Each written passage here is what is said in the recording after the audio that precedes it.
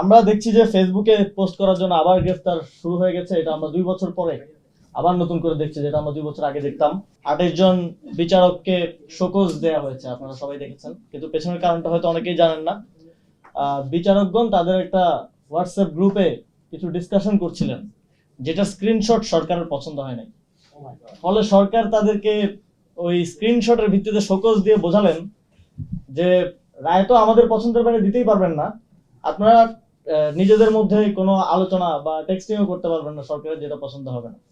তো এটা একটা ইন্ডিকেশন যে আগামীতে বাংলাদেশের বিচার বিভাগ কিভাবে চলতে যাচ্ছে। আমরা দেখছি যে ফেসবুকে পোস্ট করার জন্য আবার গ্রেফতার শুরু হয়ে গেছে। এটা আমরা 2 বছর পরে আবার নতুন করে দেখছি, যেটা আমরা 2 বছর আগে দেখতাম।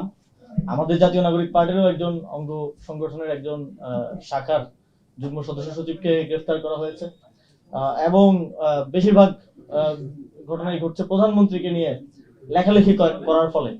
তো আমি আমাদের মাননীয় প্রধানমন্ত্রীকে প্রশ্ন করতে চাই যে আপনার বিরুদ্ধে যদি কিছু লেখা না দেয়, তাহলে আপনি সংসদে দাঁড়িয়ে এটা বলে দেন যে আমার বিরুদ্ধে কিছু লেখা যাবে না, লিখলে গ্রেফতার করা হবে, অথবা একটা আইন করে দেন যে প্রধানমন্ত্রী, রাষ্ট্রপতি বা অমুক নিয়ে কোনো সমালোচনা করা যাবে না, কোনো কথা বলা যাবে না, স্যাটায়ারও করা যাবে না।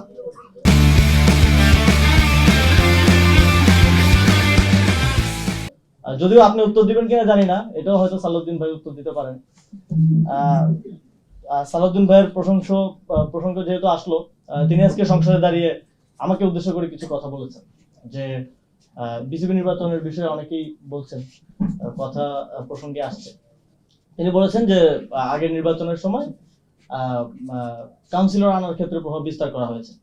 তো সেখানে সালাউদ্দিন ভাইয়ের কোনো সংবিধানের প্রয়োজন নাই, কারণ বিসিবির একটা কনস্টিটিউশন আছে, আপনারা হয়তো অনেকেই জানেন, 13 পৃষ্ঠার একটা ছোট কনস্টিটিউশন। সালাউদ্দিন ভাই যদি বাংলাদেশের সংবিধানের পাশাপাশি সেটাও একটু পড়তেন, তাহলে বুঝতে পারতেন যে আমরা কাউন্সিলর গুলো তখন আনা হয়েছিল সংবিধান অনুযায়ী যেই ক্রিয়া সংস্থার কমিটি হয় সেখান থেকে। কিন্তু তারা চেয়েছিল তাদের যে ছেলেরা এখন বিসিবিতে বসেছেন তাদের নামগুলো পাঠানো হোক, যাদের স্পোর্টসের সাথে কোনো সম্পর্ক নাই, সংবিধান অনুযায়ী তাদের সেখানে আসার কোনো এখতিয়ার বা তাদেরকে নাম পাঠানোর কোনো এখতিয়ার আসলে ডিসিদের ছিল না। তো ওনাদের সংবিধানের বিষয়গুলো আসলে খুবই সিলেক্টিভ। আমাদের একজন সমালোচক মাত্রই বলে গেলেন যে বাংলাদেশের সংবিধানের বিষয় ওনারা খুব সিলেক্টিভ ভাবেই মানছেন। আমরা দেখেছি যে সংবিধান অনুযায়ী শেখ মুজিবুর রহমানকে স্বাধীনতার ঘোষক বলা একজনকে স্ট্যান্ড রিলিজ করা হয়েছে, একদিনের মধ্যে বদলি করে দেওয়া হয়েছে।